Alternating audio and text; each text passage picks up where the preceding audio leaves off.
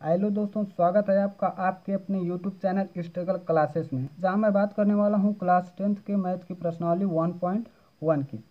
तो सबसे पहले इसमें इम्पोर्टेंट क्या हो आपको मैं बता दूं। इसमें 3 पॉइंट है। सबसे इम्पोर्टेंट है ए बराबर B Q plus R, A plus B का होल स्क्वायर और ए प्लस बी का क्यूब। इस प्रश्नावली में सबसे इम्पोर्टेंट है। ये क्वेश्चन देखते हैं। क्वेश्चन नंबर फर्स्ट क्या दिया है। क्वेश्चन नंबर फर्स्ट है कि 135 और 225 का हाईएस्ट कॉमन फैक्टर यानी एचसीएफ ज्ञात करना है, वो भी युगलिड विभाजन एल्गोरिथम का प्रयोग करके।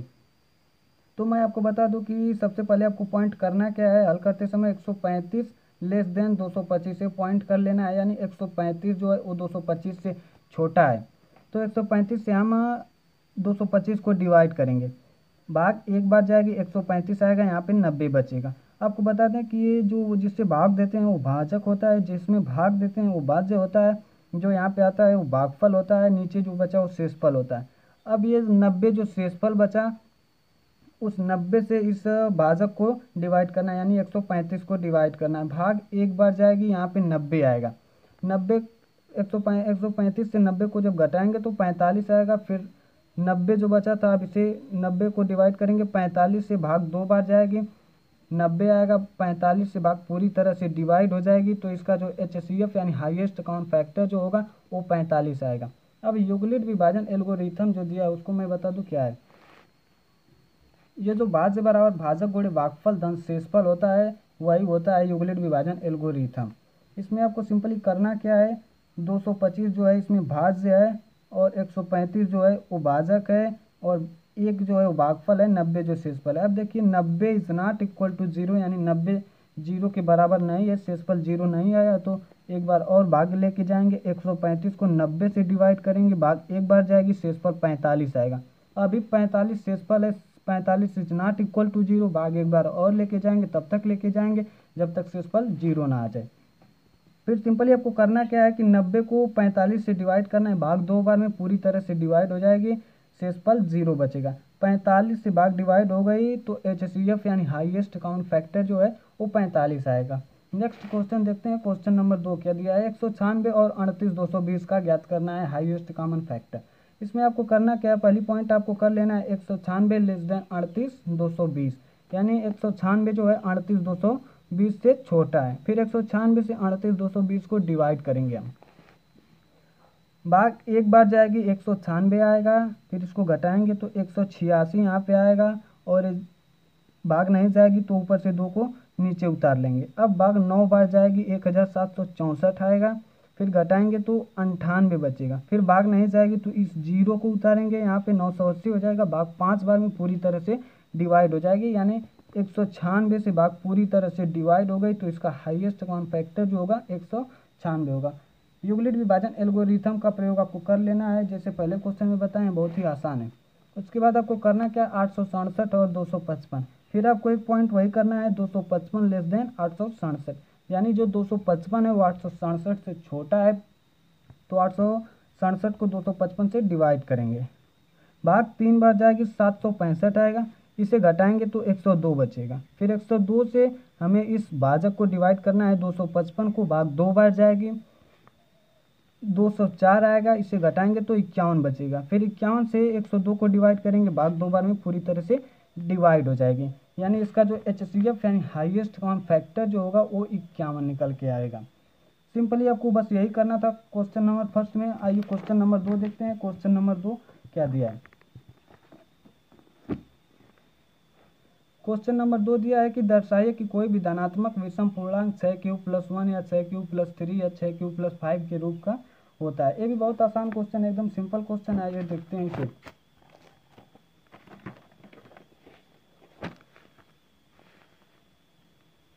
क्वेश्चन नंबर 2, इसमें आपको ये पॉइंट जो मैंने आपको पहले बताया था सबसे पहले उसका प्रयोग होगा, यानी ए बराबर बी क्यू प्लस आर का। इसमें आपको जो क्वेश्चन में दिया गया है, ए बराबर 6 क्यूब+1, ए बराबर 6 क्यूब+3, ए बराबर 6 क्यूब+5, उसको पहले लिख लेना है। उसके बाद इसमें जो बी का वैल्यू जो दिया है वो 6 है और आर की वैल्यू 1 3 5 ऐसे करके दिया है। तो आपको सिंपली एक आर को लेकर एक रिलेशन बनाना है, 0 less or equal or less than 6, इसे लेकर आपको बनाना है। आर की वैल्यू जो हमेशा होती है वो बी से छोटा होती है, बी के बराबर भी नहीं होती है। तो बी का मान अगर 6 दिया है तो 0 1 2 3 4 5 आर की वैल्यू होगी। फिर सिंपली आपको करना क्या है, ए बराबर बी क्यू प्लस आर जो दिया है उसे में बी की वैल्यू और आर की वैल्यू एक बार 0 एक बार 1 2 3 4 5 ऐसे करके बारी बारी से रख लेना है, आपका आंसर आ जाएगा। आइए देखते हैं, ए बराबर B Q plus 6 Q plus 0। यहाँ पे आर की वैल्यू 0 रखा गया है, बी की वैल्यू 6 रखा गया है, तो निकल के आएगा ए बराबर 6 क्यू। फिर वहाँ पे आर की वैल्यू 1 रखेंगे तो 1 ही निकल के आएगा, 6 क्यू प्लस 1 होगा, उसके बाद 2 रखेंगे तो 2 आएगा, 3 रखेंगे तो 3 आएगा, फिर 4 रखेंगे आर की वैल्यू, फिर 5 रखेंगे। यही हमें दर्शाना था और यही दर्शाया गया कि जो दिया था क्वेश्चन में, दर्शाइए कि कोई धनात्मक विषम पूर्णांक 6 क्यू प्लस 1 या 6 क्यू प्लस 3 या 6 क्यू प्लस 5 के रूप का होता है जहाँ क्यू कोई पूर्णांक है। तो अब हम कह सकते हैं कि कोई भी धनात्मक विषम पूर्णांक जो है वो 6 Q plus 1, 6 Q plus 2, 6 Q plus 3, 6 Q plus 4 और 6 क्यू प्लस 5 के रूप का हो सकता है। नेक्स्ट क्वेश्चन देखते हैं, क्वेश्चन नंबर 3 क्या दिया है। क्वेश्चन नंबर 3 जो दिया है ये भी काफ़ी आसान क्वेश्चन है। दिया है किसी परेड में 616 सदस्यों वाली एक सेना की टुकड़ी को 32 सदस्यों वाले एक आर्मी बैंड के पीछे मार्च करना है। दोनों समूहों को समान संख्या वाले स्तंभों में मार्च करना है। उन स्तंभों की अधिकतम संख्या क्या होगी? 616 और 32 का हमें HCF ज्ञात करना है, आंसर निकल के आ जाएगा। तो मैंने पहले क्वेश्चन में बताया था कि पहले आपको एक पॉइंट कर लेना है, 32 लेस देन 616, यानी 32 616 से छोटा है। तो सिंपली आपको करना क्या है, 32 से 616 को डिवाइड करना है, भाग एक बार जाएगी, यहाँ पे 32 आएगा, 61 में से जब 32 घटाएंगे तो 29 आएगा, भाग नहीं जाएगी तो इस 6 को नीचे उतारेंगे, अब 296 होगा।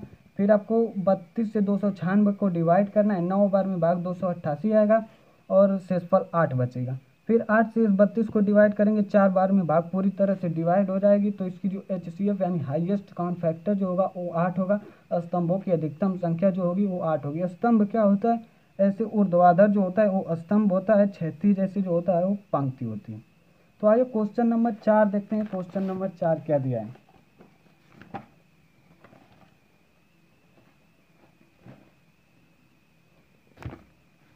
क्वेश्चन नंबर 4 दिया, यूक्लिड विभाजन प्रमेयिका का प्रयोग करके दर्शाइए कि किसी धनात्मक पूर्णांक का वर्ग किसी पूर्णांक m के लिए 3m या 3m प्लस 1 के रूप का होता है।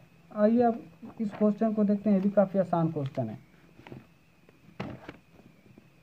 इसमें भी आपको a बराबर बी क्यू प्लस आर पहले लिख लेना है। उसके बाद सिंपली आपको करना क्या है, a बराबर 3m प्लस 1 जो क्वेश्चन में दिया उसे a बराबर लिख लेना है। इसमें आप जो b की वैल्यू होगी वो 3 होगी, तो r की वैल्यू 0 1 2 होगी। ये रिलेशन देख लीजिए 0 less or equal or less than 3।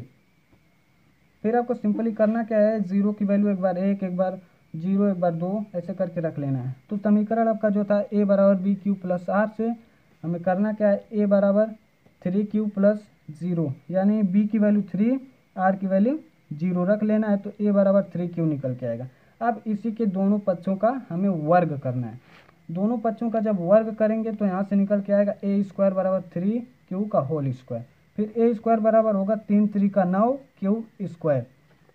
फिर आपको क्या करना है, a स्क्वायर बराबर, देखिए हमें पहले 3m दिया था, 3m में लाना है, 3 बाहर कर लेंगे, अब जो कोष्टक में बचेगा उसके बराबर हम यम रख लेंगे। तो a स्क्वायर बराबर 3 बाहर कर लें, इसके बराबर हम यम रख लीजिए, जहाँ 3q स्क्वायर बराबर यम। फिर आपको a बराबर 3q प्लस 1 r की वैल्यू अब 1 रखना है। उसके बाद करना क्या है, फिर दोनों पक्षों का हम वर्ग करेंगे, तो दोनों पक्षों का वर्ग करेंगे, a स्क्वायर बराबर 3q प्लस 1 का होल स्क्वायर। देखिए मैंने आपको पहले पॉइंट में बताया था a प्लस बी का होल स्क्वायर बराबर a square plus B square plus 2ab। आपको सिंपली करना क्या है, a स्क्वायर बराबर 3q प्लस 1 का होल स्क्वायर दिया है। ये देखिए फार्मूला मैंने लिखा है, a स्क्वायर बराबर a का स्क्वायर प्लस b का स्क्वायर प्लस 2ab यानी 9 क्यूब स्क्वायर प्लस 1 प्लस 2 गुणे 3q प्लस 1। फिर आपको करना क्या, a स्क्वायर बराबर होगा 9 क्यूब स्क्वायर प्लस 1 हो जाएगा, इसका मल्टीप्लाई करेंगे तो 2 3 6 होगा, 6 क्यूब। आपको सिंपली करना क्या है, ए स्क्वायर बराबर 9 क्यूब स्क्वायर, इस 6 क्यूब को इसके साथ रखना है, +1 को बाहर रखना है। फिर आपको ए स्क्वायर बराबर 3 इसमें से बाहर कर लेना है, क्योंकि हमें 3m+1 में लाना है। तो 3 को बाहर कर लिया, अब जो कोष्टक में बचा उसके बराबर हमें यम रख लेना है सिंपली। तो ए स्क्वायर बराबर 3m+1, इसके बराबर हम यम रख लिए, जहाँ यम जो है वो 3q स्क्वायर प्लस 2q के बराबर है। यही आपको करना है।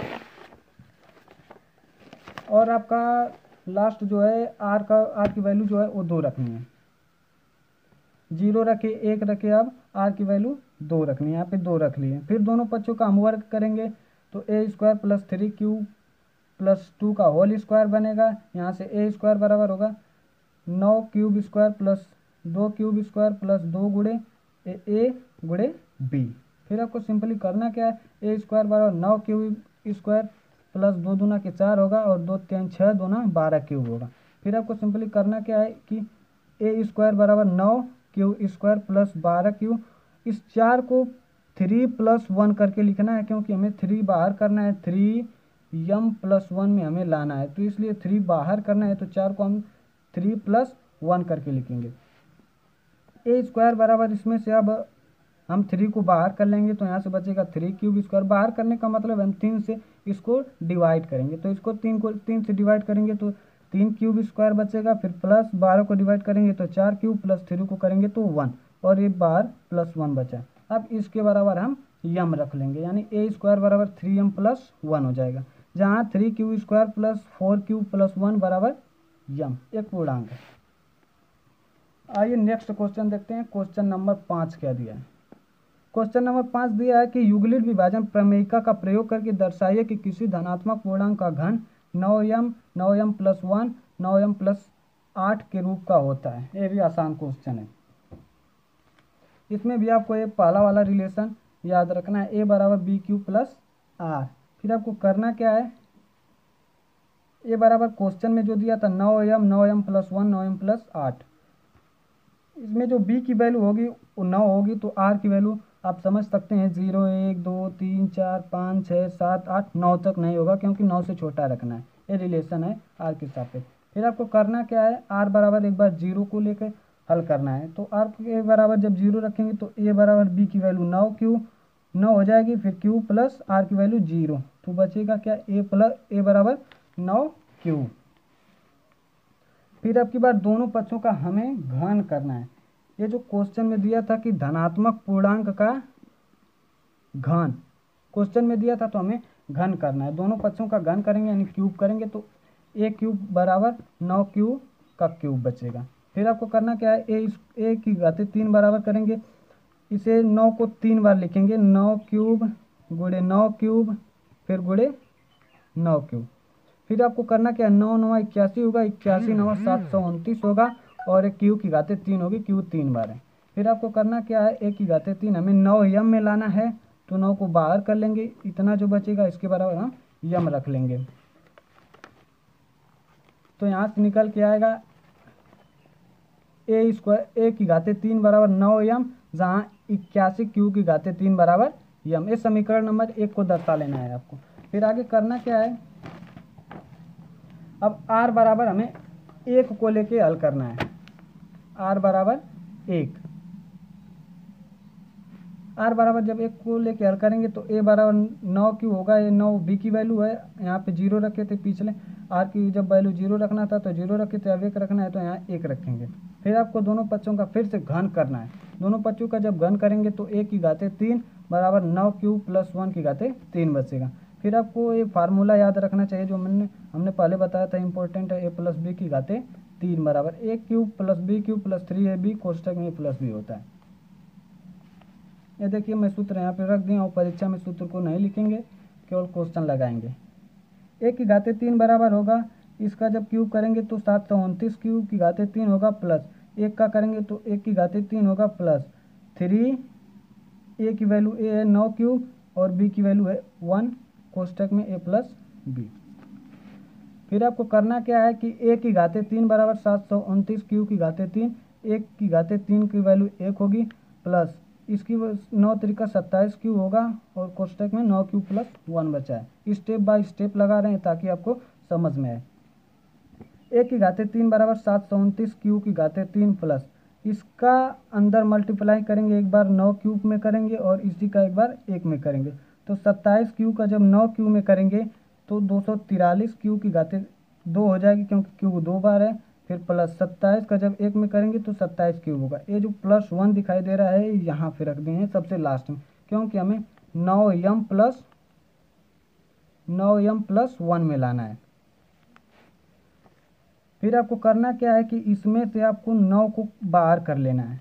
ए की घाते 3 बराबर जब 9 बाहर करेंगे तो यहाँ से 81 क्यू की घाते 3 plus 27 Q square plus 3 Q बचेगा, बाहर 1 है। अब इसके बराबर हम यम रख लेंगे। ए की घाते 3 बराबर 9m प्लस 1, जहाँ 81 क्यू की घाते 3 plus 27 Q square plus 3 Q बराबर यम एक पूर्णांक है। अब आपको करना क्या है कि आर बराबर 2 पर हल करना है। तो ए बराबर 9 क्यू प्लस 2 हो जाएगा। फिर आपको सिंपली दोनों पक्षों का घन कर देना है। तो यहाँ पे ए की घाते 3 होगी, फिर 9 क्यूब प्लस 2 की घाते 3 होगी, फिर ए की घाते 3 जो होगी, फिर 9 का 3 बार करेंगे तो 729 क्यूब की घाते 3 प्लस 2 का करेंगे, फिर प्लस 3 गुणे ए गुणे बी प्लस ए प्लस बी। फिर आपको करना क्या है कि घाते 3 बराबर ए हो जाएगा, 2 का करेंगे तो 2 दूना 4 दूना 8 आएगा। इसका मतलब ये होता है कि 2 की जो घात 3 लगी है, 2 जो है वो 3 बार गुणे में है, तो 2 दूना 4 होगा, 4 दूना 8 होगा। फिर आपको 9 तरीका 27 दूना 54 क्यूब कर लेना है और कोष्टक में 9 क्यूब प्लस 2 को रहने देना है। फिर आपको करना क्या है कि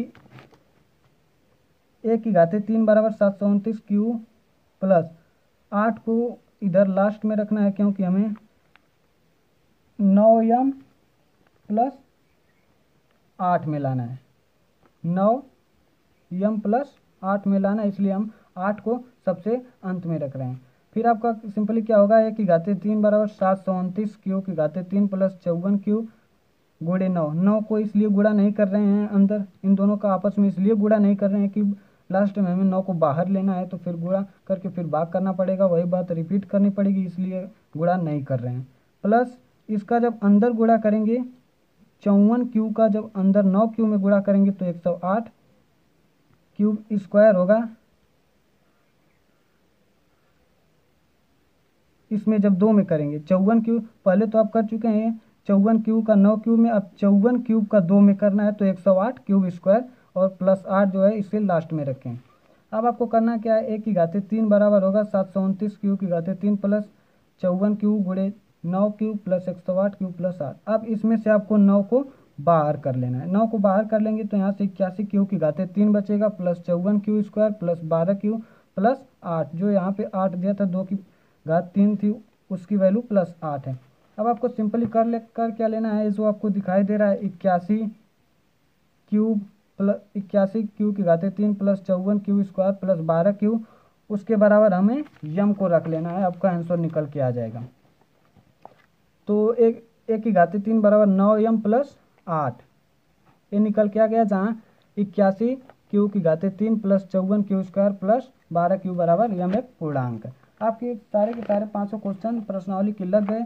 मैं आपको बता दूं कि अगर आपको क्लास 10th 11th और 12th के मैथ में कोई भी परेशानी हो रही है तो आप कमेंट में प्रश्नावली और क्वेश्चन का नंबर लिख दीजिए, मैं उसके बारे में वीडियो बना के अपलोड कर दूंगा। अगर वीडियो अच्छी लगी हो तो वीडियो को लाइक कर दीजिए और सब्सक्राइब कर दीजिए ताकि अगली वीडियो की नोटिफिकेशन आप तक पहुँचे। और कमेंट में आपको कोई भी परेशानी हुई हो तो आप कमेंट में पूछ सकते हैं। जय हिंद, वंदे मातरम।